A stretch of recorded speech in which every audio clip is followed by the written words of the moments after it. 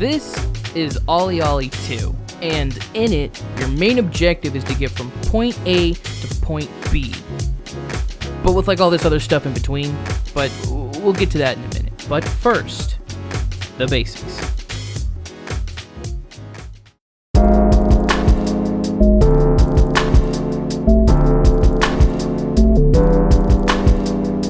Okay, so starting off, you do some simple stuff, like just learning how to kick. Just kicking. Yeah, that. But with enough hard work and perseverance, you can then graduate into jumps.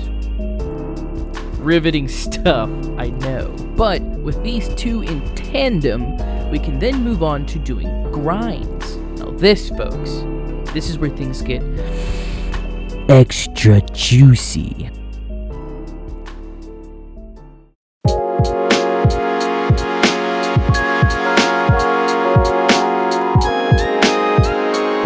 So now that we have the absolute basics down, I want to go ahead and start talking about the different levels that you're going to be doing all your skating in. Because I would go into the intricate details of all the different tricks you can do, but you can do, like, a lot of them.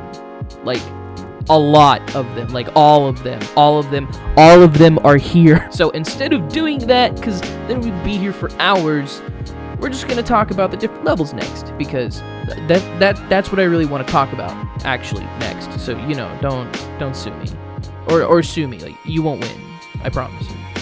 So in olli 2, there are 5 main maps: Ollywood, Curse of the Aztec, Gunmetal Creek, Carnival of the Dead, and Titan Sky. Ollywood being a rendition of Los Angeles, California. It has ramps, rails, and benches to get you started to learning the mechanics of the game fairly easy. It goes pretty easy here, but it really picks up the pace later on, and you'll see what I mean.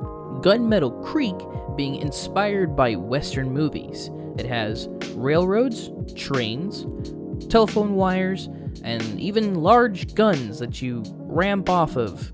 It's weird. The ramping mechanic's kind of interesting, but this is where it starts, and this is where I mean by things really tend to pick up the pace in terms of things that you can do in the game.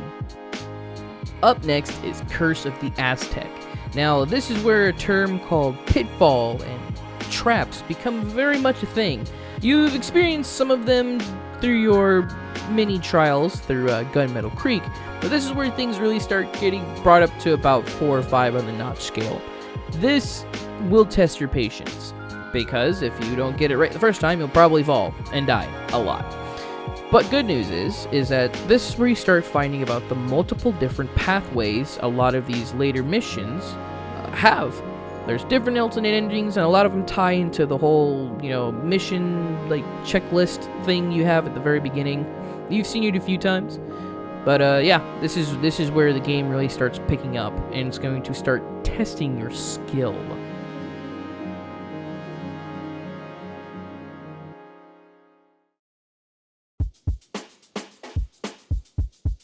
Hey, hi. What's up? I'm gonna be completely honest with you. I haven't touched this video in a very long time, and if I don't hurry it up now, it will never be finished, and it probably will never be uploaded. So the last of this video, sadly, is gonna be very cruel, but like I'm just hitting a wall with this, and I just want to get it out. So up next is Carnival of the Dead. This is my favorite map, of course, out of the entire game. The thing I like the most about it is that it really plays with the whole theme of it's just it's a roller coaster ride that's broken down. Everyone's freaking out, everyone's screaming. It's a horror movie, and it's really cool. You grind, like, you're mainly gonna be doing a lot of grinding on the rails and all that sort of stuff. There's little sections in between where you can, like, grind on top of the snack van, or little spots in between before you go back to grinding on rails again. But it's really cool. I really like it. The atmosphere is pretty dope, and when you're listening to the soundtrack of the game along with it, it can be pretty nice. And then lastly is Titan Sky. Super futuristic and the hardest courses in the entire game. Like, it's stupid. It gets really, really hard really, really fast. But it's the ultimate test. It really is. And I've seen some people who can just masterfully just work their way through that course. And it's unbelievable. And it's really, really cool. So that has been my review, shall we say, of Olli 2. There's certainly a lot more to it, but for the sake of time, the sake of me getting this video up, go buy the game. It's like $4. It's like $4 or $5. Go buy the game. Go buy the game, play it for yourself. It's a fun little game to play when you're bored, and the soundtrack is always slapping. Thank you guys so much for having patience with me on this one.